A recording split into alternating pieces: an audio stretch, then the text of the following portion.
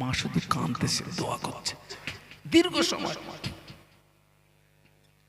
চার ইমামের এক ইমাম ইমাম শাফি রহমাতুল্লাহ আলাইহি ইলমে ফিকহ, ইলমে হাদিস, ইলমে তাফসীরের জ্ঞান অর্জন করে দীর্ঘদিন পরে ইমাম মালিক রহমাতুল্লাহ আলাইহির কাছ থেকে ছুটি নিয়ে বাড়ি আসতেন। ইমাম মালিক রহমাতুল্লাহ আলাইহি ইমাম শাফিকে বলেছিলেন, বাবা এতদিন পরে বাড়ি যাচ্ছ, খালি হাতে যাবে না। না, ইমাম মালিক রহমাতুল্লাহ আলাইহি কয়েকটা উট বোঝাই মাল দিলেন, এই মালগুলো নিয়ে বাড়ি যাও, এতদিন পরে বাড়ি যাচ্ছ, খালি হাতে যাবে না। না, ইমাম মালিক রহমাতুল্লাহ আলাইহি কয়েকটা উট বোঝাই মাল দিলেন। ইমাম শাফি রহমাতুল্লাহ আলাইহি কয়েকটা উট বোঝাই মাল নিয়ে বাবাজি অক্লান্ত পরিশ্রম করে আম্মা জানের ঘরের দরওয়াজায় হাজির হয়ে গেলেন। আম্মা জানের ঘরের দরওয়াজায় দাঁড়িয়ে আম্মা জানকে সালাম দিলেন। আম্মা জানকে সালাম দিয়ে বলেন, আম্মা জান আমি আপনার সন্তান এসেছি, মা দরওয়াজা খুলে দিন। মা মা দরওয়াজা খুলে না, ভিতর থেকে মা সালামের জবাব দিয়ে বলেন, ও বাবা ছেলে এতদিন পরে তুমি আমার কাছে ফিরে এসেছো, শুকরিয়া আল্লাহ পাকের দরবারে। তবে বাবা ছেলে এতদিন পরে ফিরে এসেছো, কি নিয়ে এসেছো বাবা, কি নিয়ে এসেছো? আম্মা জান আমি কয়েকটা উট বোঝাই মাল এনেছি। মা মা দরজা খুলেনি, একদিন পরে এসছো, কি নিয়ে এসছো? ইমাম শাফি বলছে, মা আমি কয়েকটা উট বোঝাই, বলুন না, মাল এনেছি।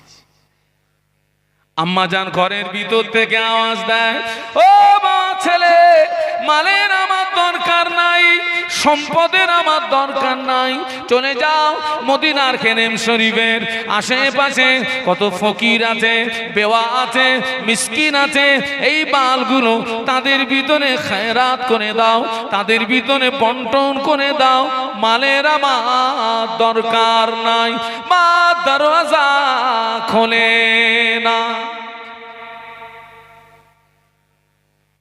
মালের দরকার নেই, গো ব্যাক।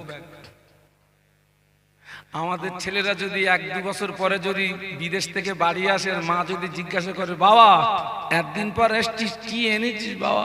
ছেলে যদি বলে, মা তোমার জন্য একটা ভিভো এনেছি। মা কি এনেছি? ভিভো। আমাদের মায়ের কলিজা ঠান্ডা হয়ে যাবে। দেখেন না, পুরুষদের চেয়ে অধিকাংশ মেয়েদের কাছে বড় বড় কি, তাও জানো না, বড় বড় ফোন। আহারে, ইমাম শাফি হুজুরের আম্মা বলছেন, মালের দরকার নেই, ফিরে যাও ওই মদিনার হেরেম শরীফের আশেপাশে কত ফকির আছে, বেওয়া আছে, মিসকিন আছে, ওই মালগুলো তাদের ভিতরে খেরাত করে দাও, বন্টন করে দাও, মালের আমার দরকার নাই। একটু জোরে বলুন, একটু মহব্বতে বলা যায় না? ছেলে ফিরে গেলেন, মা দরজা খুললেন না, খোলেনি। ও মারা, ইমাম শাফি রহমাতুল্লাহ আলাইহি মালগুলো নিয়ে ফিরে গিয়ে ওই খেরেম শরীফের আশেপাশে ফকিরদের মাঝখানে, বেওয়াদের মাঝখানে ওই মালগুলো খেরাত করে দিলেন, মালগুলো বন্টন করে দিলেন। আবার অক্লান্ত পরিশ্রম করে কয়েকদিন অতিবাহিত হয়ে গেল। ছেলে মায়ের ঘরের দরওয়াজায় এসে আবার সালাম দিয়ে বলেন, আম্মা জান দরওয়াজা খুলে দিন, মা আমি আপনার সন্তান এসেছি। মা বাবা ছেলে আজকে তুমি কি নিয়ে এসেছো? আম্মা জান আমি গত দিনে কয়েকটা উট বোঝাই মাল এনেছিলাম। মা ও আমার আম্মা জান আজকে আমি উট বোঝাই মাল আনি না। মা আজকে আমি আলেম হয়ে, ফকিহ হয়ে, মুহাদ্দিস হয়ে আপনার ঘরের দরওয়াজায় ফিরে এসেছি। আজকের মাল আনেনি মা। ও আমার আম্মা জান আমি গতদিন এসেছিলাম কয়েকটা উট বোঝাই মাল এনেছিলাম মা, আজকে আমি মাল আনি না মা, আজকে আমি আলেম হয়ে ফকিহ হয়ে মুহাদ্দিস হয়ে আপনার ঘরে দরওয়াজায় ফিরে এসেছি। মা দরওয়াজা খুলে দি ছেলেকে জড়িয়ে ধরে বলে, বা ছেলে জানো না তুমি যখন আমার গর্ভে ছিলে আমি একটা স্বপ্ন দেখেছিলাম, আমার পেটের ভিতর থেকে একটা আলো বেরিয়ে ওই আলোটা আসমানের দিকে উঠে গেল, ওই আলোতে গোটা আসমানটা আলোকিত হয়ে গেল। আমি হেরেম শরীফের বড় বড় ইমামদের কাছে তাবির জিজ্ঞাসা করেছিলাম, ওনারা বলেছিলেন মা সংবাদ দিয়ে দেখুন ওই মহিলার গর্ভে সন্তান আছে, ওই সন্তান ভূমিষ্ঠ হওয়ার পরে ওই সন্তান হাফেজ হবে, আলেম হবে, ফকিহ হবে, মুহাদ্দিস হবে। ওই সন্তানের দ্বারা তামাম পৃথিবীর জমিনে দিনের আলো জারি হয়ে যাবে। বাবা ছেলে আমি প্রতিদিন দোয়া করি, আল্লাহ পাক আমার স্বপ্ন যেন সফল হয়, আল্লাহ পাক আমার স্বপ্ন যেন পূরণ হয়। বাবা ছেলে আল্লাহ পাক আমার দোয়া কবুল করে, আল্লাহ আমার স্বপ্ন পূরণ করে তোমাকে আলেম বানিয়ে, ফকিহ বানিয়ে, মুহাদ্দিস বানিয়ে আমার ঘরের দরওয়াজায় ফিরিয়ে দিয়েছে। এ মা এখন আর পাওয়া যাবে বাবা? আমি আগেই বলেছি জমিন ভালো হলে গাছ, গাছ ভালো হলে ফল। এই দেখেন আমি একটা আপনাদেরকে একটা জমিন দেখাচ্ছি। আপনারা সব মোজাদ্দুজ্জামান দাদা হুজুর কি ভালোবাসেন তো নাকি? আমাকে একটু দু হাত তুলে দেখান তো। অনেকে তো হাত তুলিনি, দু হাত তাকবীর দেন তো, নারায়ে তাকবীর, জোরে বলেন নারায়ে তাকবীর। হাত নামান। মোজাদ্দুজ্জামান আল্লাহর ওলি, তার 5 কলিজার টুকরা তানারাও আল্লাহর ওলি। সুবহানাল্লাহ বলবেন না? জমিন দেখেন, বাপ ওলি ছেলেও, কথা বলেন না, বাপ ওলি ছেলেও ওলি। আর আমাদের জমিন দেখেন, বাপ মাতাল ছেলেও মাতাল। বাস্তব বলছি না বাস্তব বলছি? বাপ নামাজ পড়ে না, ছেলেও নামাজ পড়ে না, বাপ শরীয়তের দাঁত দাঁড়ে না, ছেলেও শরীয়তের দাঁত দাঁড়ে না। বাপের চরিত্র ভালো না, ছেলেরও চরিত্র ভালো না। মা নামাজ পড়ে না, মেয়েও নামাজ পড়ে না। মা পর্দা করে না, মেয়েও পর্দা করে না। মায়ের চরিত্র ভালো না, মেয়েরও চরিত্র ভালো না।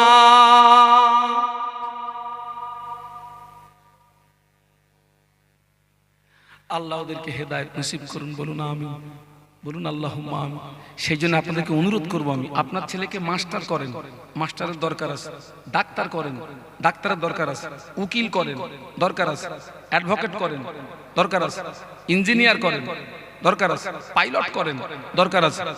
তবে কোরআনের শিক্ষাটা বাদ দিয়ে নয়, অন্তত তাদেরকে একটু প্রাথমিক শিক্ষা। কি শিক্ষা মুরব্বী? প্রাথমিক শিক্ষা।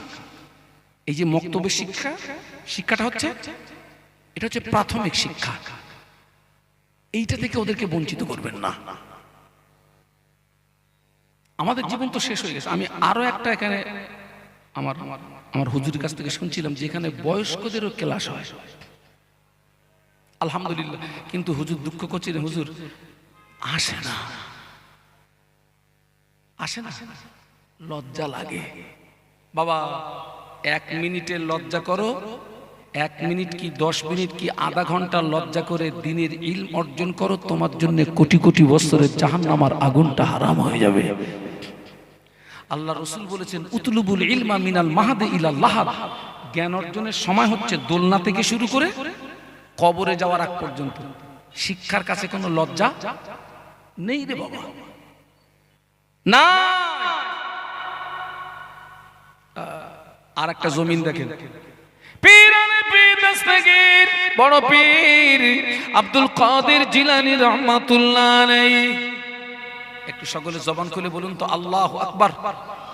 না না না, আরেকটা আওয়াজ তুলুন, বলুন আল্লাহু আকবার। জবান খুলে বলুন আল্লাহু আকবার। পীরানে পীরানে পীর দস্তগীর হযরত বড় পীর আব্দুল কাদের জিলানী রহমাতুল্লাহ আলাইহির আম্মা জান আব্দুল কাদেরকে ডেকে বলেন, ও বাবা আব্দুল কাদের, যাও বাবা মক্তবে যাও, আল্লাহর কোরআন শিখে এসো। সুবহানাল্লাহ। যাও মক্তবে যাও, আল্লাহর কোরআন শিখে এসো, যাও। ছেলেকে মক্তবে পাঠানো হলো।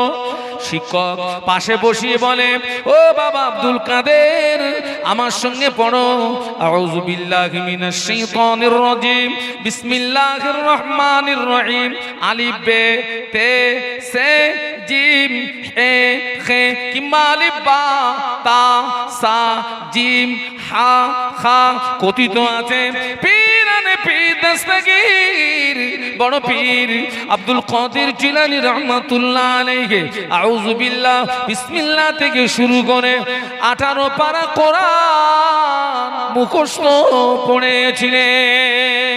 শিক্ষক জিজ্ঞাসা করে, ও বাবা আব্দুল কাদের, তুমি 18 পারা কোরআন কি করে মুখস্থ করলে? জোর বেয়াদবি মাফ করুন, আমার আম্মা জান কোরআনের হাফেজা ছিলেন। আমার আম্মা আমাকে দোলনায় নিয়ে দোল দিতেন, আর আমার আম্মা কোরআন তেলাওয়াত করতেন। আমি আব্দুল কাদের, আমি দোলনায় শুয়ে শুয়ে মায়ের জবানে তেলাওয়াতকৃত কোরআন আমি মুখস্থ করেছি। আর আমাদের অধিকাংশ মায়েরা বাচ্চাদেরকে একেবারে দোলনা থেকে বিষাক্ত ইনজেকশন পুশ করে। মা দোল দিচ্ছে আর বলছে, ও টুনির মা, তোমার টুনি কথা শোনে না, ওর মাও গানের হাফেজ। তারপর সেন্টেন্সটা কি? মেয়েও, ওর মাও গানের হাফেজ, ছেলেও। আমি ওই মাদেরকে বলি, ও আমার মায়েরা, আপনি যখন দোলনায় বাচ্চাকে দোল দেবেন, ও মেয়ে কিংবা ছেলে, আপনি গান বলেন না, আপনি ওই দোলনায় দোল দিন আর আপনি কলেমা পড়ুন, লা ইলাহা ইল্লাল্লাহ, লা ইলাহা ইল্লাল্লাহ, লা ইলাহা ইল্লাল্লাহ, লা ইলাহা ইল্লাল্লাহ। আপনি দোল দিন, কলেমা পড়ুন, একদিন দেখবেন আল্লাহ আপনার সন্তানের জবান থেকে কলেমা জারি করে দেবে। কলেমা পড়ো, দোল দাও না। কলেমা পড়ো, দোল দাও। আমাদের অধিকাংশ মারা তো কলেমাও জানে না। কি জানে না? কলেমা জানে না। দাড়ি চুল পেকে সাদা হয়ে গেছে, কলেমা সোজা করে পড়তে পারে না। লজ্জা। আল্লাহ হেদায়েত নসিব করুন, বলুন আল্লাহুম্মা আমিন। চলুন একটু মদিনা থেকে ঘুরে আসি, দরুদ শরীফ। আল্লাহুম্মা।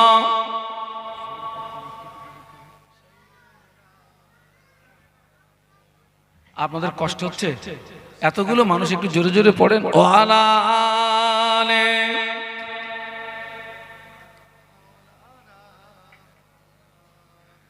গোলামে मोहम्मद हूँ मैं, क्या डर है मुझको, गुलामे में उनकी गुजारा करूँगा, अजल से पड़ा हूँ मैं कदमों में उनकी, जुदाई न हरगिज़ गवारा करूँगा। अल्लाहुम्मा जुरे जुरे सल्ले अला।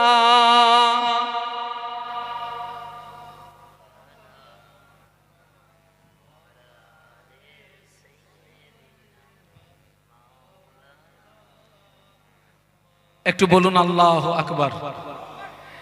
চার, আপনার পীরানে পীর দস্তগীর বড় পীর আব্দুল কাদের জিলানী রহমাতুল্লাহ আলাইহিকে এবারে আম্মা বড় মাদ্রাসায় দিচ্ছে। যাও দ্বীনের ইলম অর্জন করে এসো। একটা কাফেলা পীরানে পীর দস্তগীর বড় পীর আব্দুল কাদের জিলানী রহমাতুল্লাহ আলাইহির আম্মা জান 40টা সোনার মুদ্রা নিয়ে ছেলের এই জামার বগলের নিচে সুন্দর করে সেলাই করে একটা কাফেলার সঙ্গে ছেড়ে দিলেন, যাও বাবা দিনের ইলম অর্জন করে এসো। একটু জোরে বলো। কাফেলার সঙ্গে ছেড়ে দিয়ে বললেন, বাবা তোমাকে আল্লাহর হাওলা করলাম, তবে বিদায় বেলা আমি তোমার মা হয়ে একটা আদেশ করছি বাবা, জীবনে যেন মিথ্যা কথা বলবে না। একটু সুবহানাল্লাহ বলতে পারলেন না? কি বলবে না? মিথ্যা হচ্ছে গুনার মা। মিথ্যা গুনার কি? সূরা ফাতিহা হচ্ছে, সূরা ফাতিহাকে বলা হয় উম্মুল কোরআন, কোরআনের জননী। একটু বলুন সুবহানাল্লাহ। সূরা ফাতিহা গুনার মা হচ্ছে মিথ্যা কথা। বাবা আমি তোমার মা হয়ে আদেশ করছি যেন মিথ্যা কথা বলো না, যাও তোমাকে আল্লাহর হাওলা করলাম। পীরানে পীর দস্তগীর বড় পীর আব্দুল কাদের জিলানী রহমাতুল্লাহ আলাইহি কাফেলার সঙ্গে বেরিয়ে পড়লেন, দ্বীনের ইলম অর্জন করতে যাচ্ছেন। প্রতিমধ্যে দস্যুদের কবলে পড়ে গেলেন, ডাকাতদের কবলে পড়ে গিয়েছেন। হুজুরের সঙ্গী সাথী যারা, তাদের মাল সামান টাকা পয়সা সব কিছু লুট করে নিল।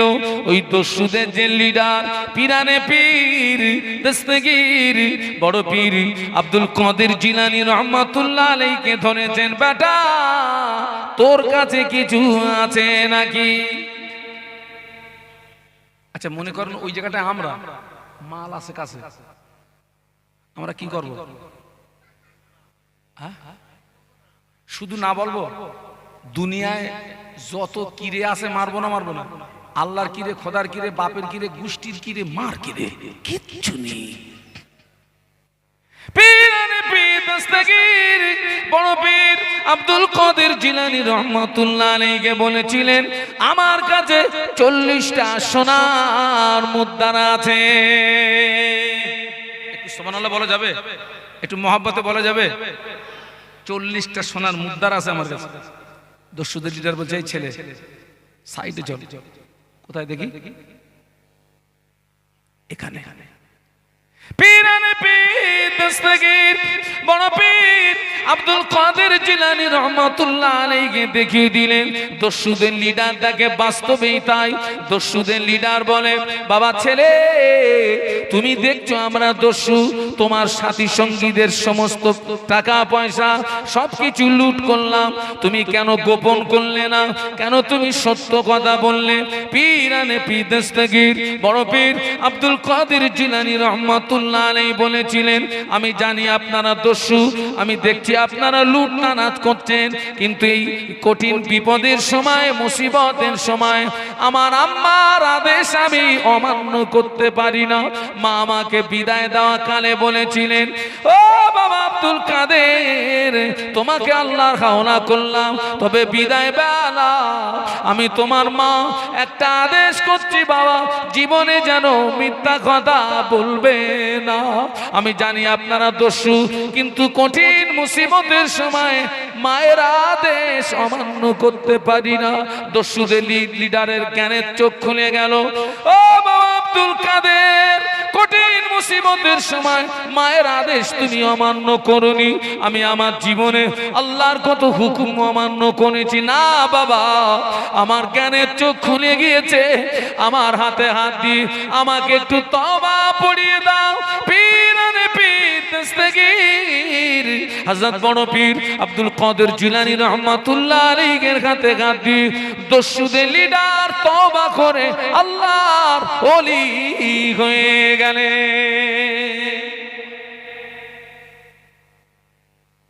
জমিন ভালো হলে গাছ ভালো হবে, গাছ ভালো হলে ফল ভালো হবে। সবচেয়ে মিথ্যা কথা বলা যায় কিসে বলেন তো? কিসে? আছে বলো বাড়ি, হ্যালো কোথায় বলছেন? বাজারে বসে রয়েছে। আবার আছে বাজারে, এই কোথায় রে? ভাত খাচ্ছি। পাক্কা পাক্কা মিথ্যা কথা।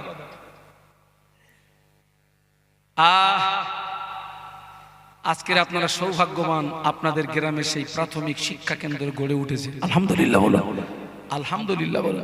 আল্লাহ নবী বললেন মুরু আওলাদাকুম বিসসালাতি ইদা বালাগু সাবান ওয়াদরিবুহুম ইদা বালাগু আশারান আও কামা ক্বালা আলাইহিস সালাম। আল্লাহ নবী বললেন তোমার ছেলে মেয়ের বয়স যখন হবে 7 ওদের নামাজের কথা বলো, ছেলে নামাজ পড়ো, মেয়ে নামাজ পড়ো, 7 থেকে 10 পর্যন্ত মুখে মুখে বলো। 10 অতিক্রম হয়ে গেলে ছেলে যদি নামাজ না পড়ে, মেয়ে যদি নামাজ না পড়ে, আল্লাহ নবী বললেন অদিরিবুহুম তুমি তাকে মারো। দায়িত্বটা কার? ছেলে মেয়ের বয়স যখন কত হবে একটু জোরে বলুন না। 7 থেকে 10 পর্যন্ত মুখে মুখে। ছেলেরে বাপ বলা যায় না যায় না? বাপ নামাজটা পড় বাপ। মেয়েরে মা বলা যায় না যায় না? মা নামাজটা পড় মা। 7 থেকে 10 পর্যন্ত রসুল বলেছেন মুখে মুখে বলো। পরে বললেন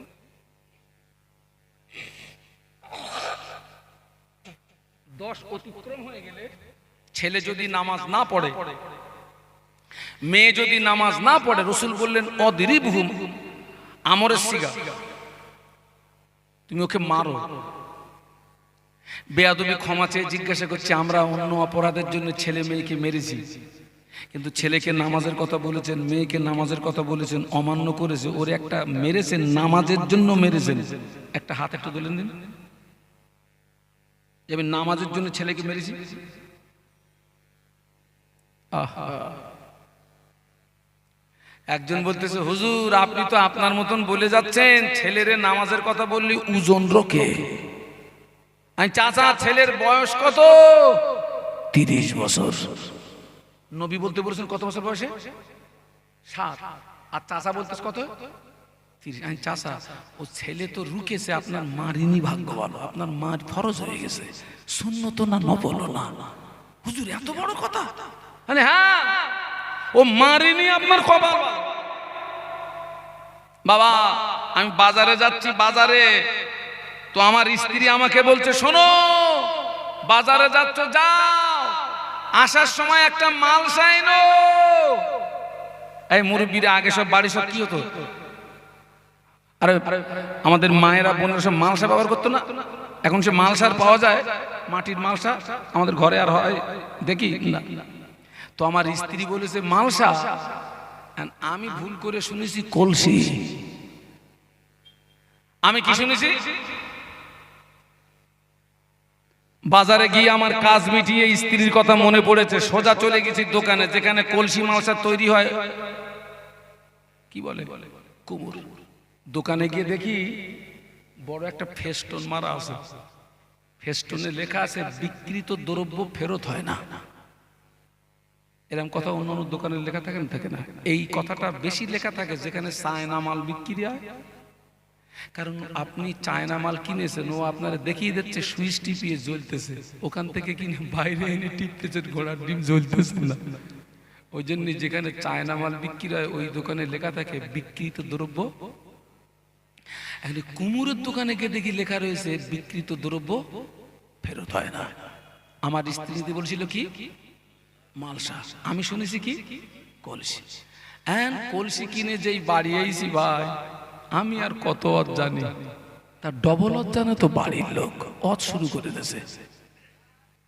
তোমার মতন মদ্দা লোকের দিয়ে সংসার হয়, একদিন পর বাজারে গেলে তাও ভুল আনতি বলেছি কি আর এনে মরছো কি।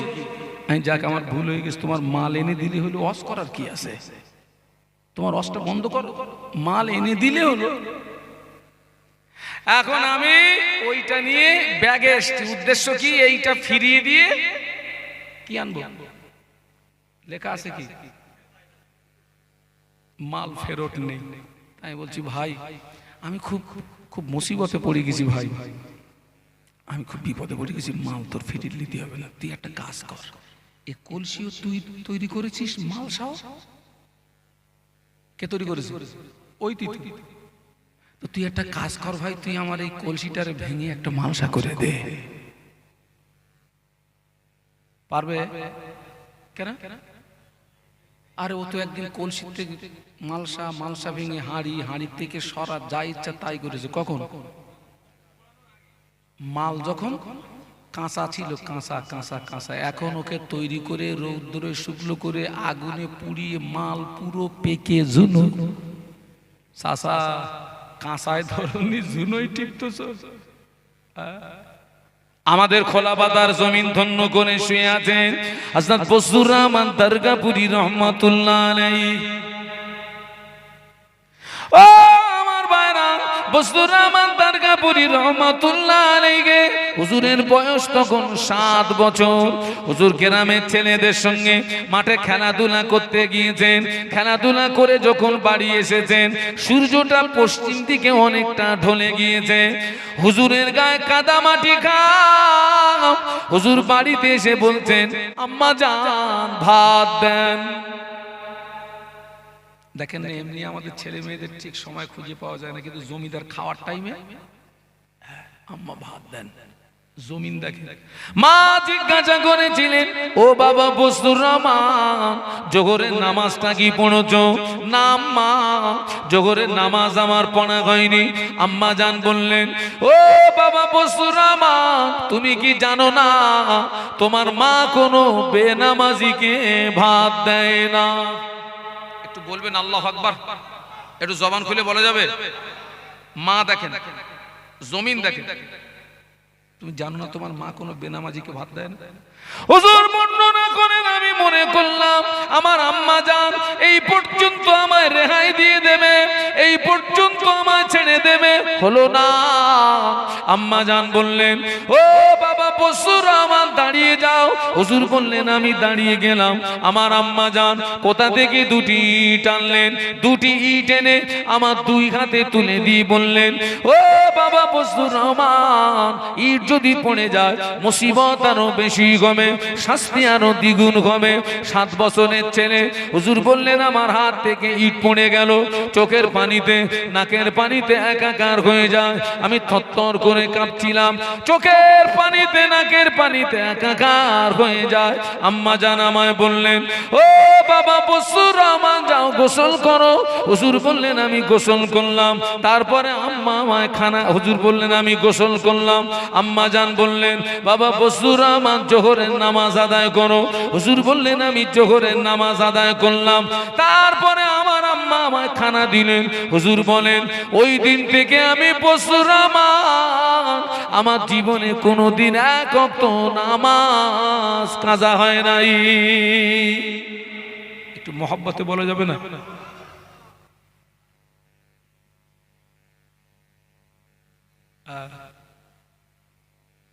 আবারও আমি আপনাদেরকে ধন্যবাদ জানাচ্ছি যে আপনারা আপনাদের গ্রামের সুন্দর একটা দিনী শিক্ষা প্রতিষ্ঠান, প্রাথমিক শিক্ষা প্রতিষ্ঠান আপনারা গড়ে তুলেছেন।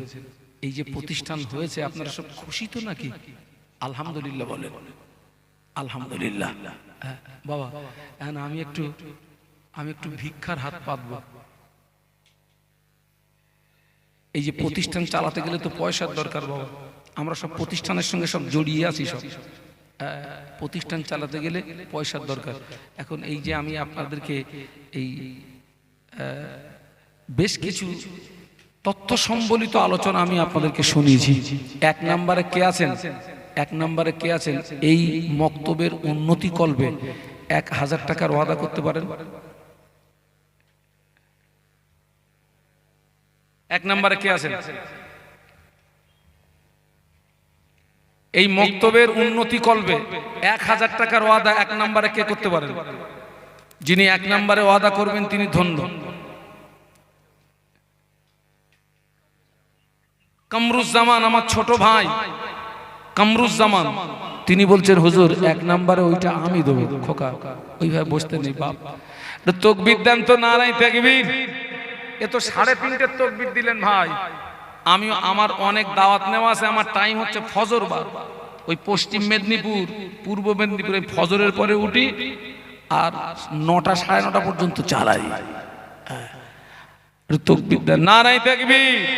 আমার কামরুজ্জামান ভাই 1000 টাকা বলুন মারহাবা, জোরে বলুন মারহাবা, নারায়ে তাকবীর, বলুন আলহামদুলিল্লাহ। ভাইয়ের জোড়া কে হচ্ছেন? 2 নম্বরে 1000 টাকা।